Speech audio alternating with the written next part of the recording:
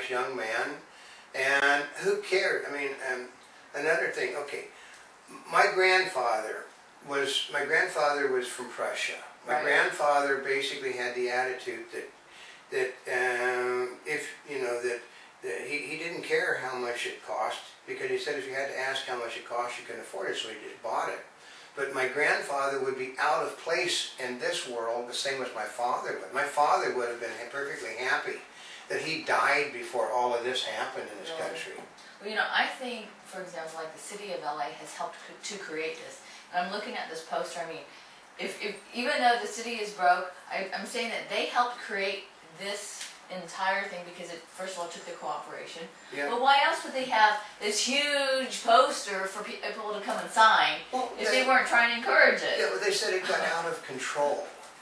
Well, they didn't realize it was going to be this way. It got out of control. Because I'm looking at, this is a picture. Today's Tuesday, so this picture was taken at least yesterday, which was Monday, and I was there on Sunday morning to sign it.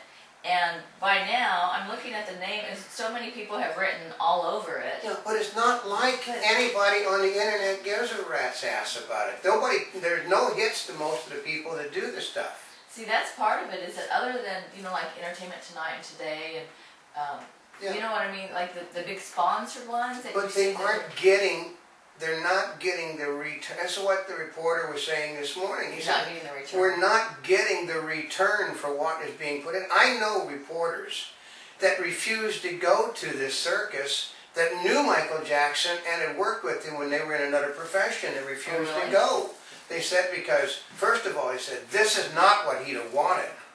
Under no circumstances, Michael Jackson, you know, he did the things he did because he was promoting something. Other than that, Michael Jackson was a very private person. Was a very shy individual that tried to hide out from people.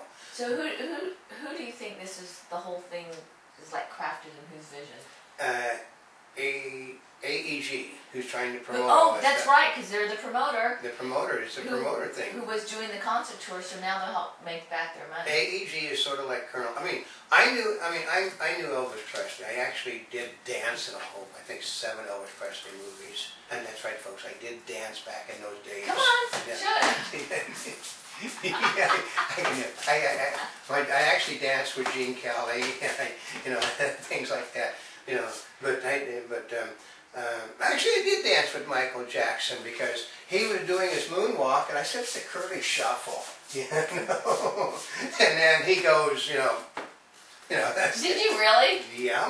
Okay. What happens is we would in the things there in the movie. What we do is we have to go in and record things for what we were doing in the movies, and we'd be meeting, and back when Michael Jackson, before he had Ungodly Amount of Security, everybody sat in the sound lock because it was cool in there, and we'd wait to go in to get our chance in the recording room, and everybody sat there, and we'd go.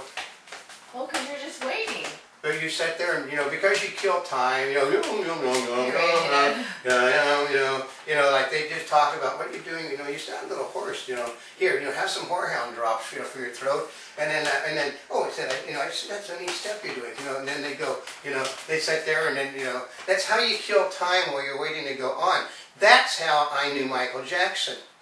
Not that I didn't go out to dinner with him. I knew him from sound locks. Because where everybody's waiting around. Everybody is waiting to go into the record booth to do their thing, because we're talking in the early days when Jackson was young and Michael, he like this with Jackson 5 and stuff.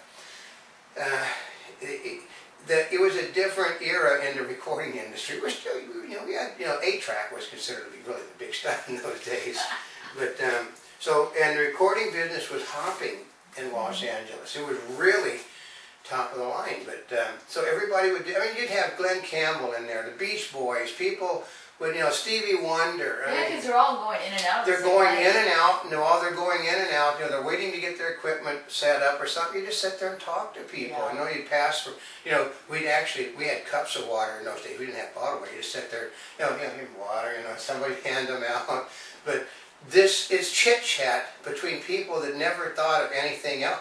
Nobody was a star in a sound lock when you were waiting no, to he's get just in. waiting. And the only reason people sat in a sound lock versus dressing rooms and things, it was the only cool place in the building was the sound locks. Oh, really? Because it was, you know. Oh, because it was cooling for all equipment. It was cool in there. Because when you got into where everything else, when you were shooting, where you're doing the voiceover, they kept you warmed up like heck. But the sound lock, the air conditioning was on, nice and comfortable. You had water, you had munchies, and you had places to sit. And people would just sit there and go. You'd hear. Sounds like the green room. Yeah, it's like the green room. Well, the green rooms are actually not that comfortable. You know, I know, it's just basically a room by the side with a couple couches and TV. But in the recording, back in the maybe some drinks. in the early days, though, it was a sound lock. You'd come from the outside world into a room with a door, you know, on both sides, and then there was another door you had to go through to get into the recording stage, and you got your little lights on telling when you.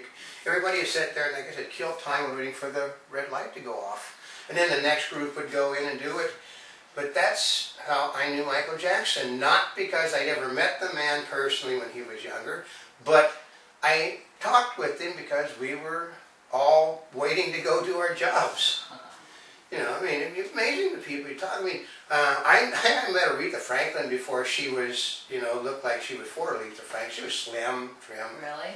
But, and she was, you know, she'd be in a sound lock too and just, you know, having a good, you know, she'd be doing one of her songs and then other people would start, you know, they'd go in.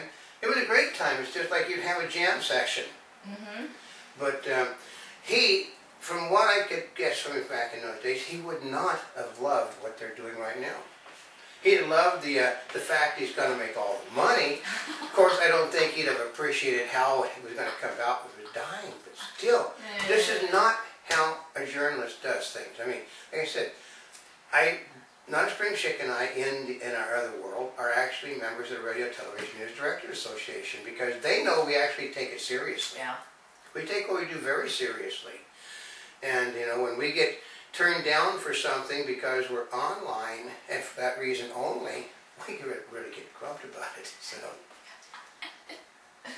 I know, it's kind of a crazy world out there. And see, part of it is we've been doing news on the internet for 4 years, so we were there. When did Huffington Post start? After us. We've been there. I mean, we're okay. We haven't had quite the funding as the Huffington Post, though. Because we're the only people in the business that know how you can make money off of a stupid business and nobody will listen to us. Mm-hmm. We know the secret to what the internet is and nobody will listen to us. They don't want to listen to us. They would rather go broke than listen to us. It's the same, like I said, the same people that, it is not a newsman that is pushing the Michael Jackson stuff. It's a promoter. It is a news editor. Not the directors. It is the editorial staff. Why do you think? Because which is the same people you said that have a love affair with Obama. Same people that have a love affair with Obama. The press doesn't. The editorial staff does. Why do you think? Because they look at, they only look at one thing. Okay, I heard him the other day say it, that the editorial staff is going to drop Obama like he was a cold potato as soon as his ratings start to slide. Well, his ratings have been sliding. They're still there. But he's still there. But they simply look at things differently. Like NBC saying that we did a survey and it said the majority of the people in this nation prefer reality program versus scripted. Yeah, now I don't know where they came up with that. We have not been able to find anybody in any age category that would rather have reality programming. It's the only reason you have reality programming. It's cheaper. The only reason you got the circus that's going on right now is because they're not having to pay for scripted programming while this is being done. You know what? That's a really good reason. And you don't need the rating point. They said if you could get like a 4 on a reality show and only pay 1/10 of the cost of a scripted show, they don't care that 96% of the audience isn't watching your show. I'd never thought about that. I mean, I'm sitting there going, let's see, Jackson Rights give LA a lift. Hotel and restaurants could get a $4 million boost. The promoter. They're spending more money than that. Their spending is costing them more money. Plus the fact that LA has put in a brand new system which pisses people off. For what? Okay, LA now basically you must have uniformed police officers at all of these events.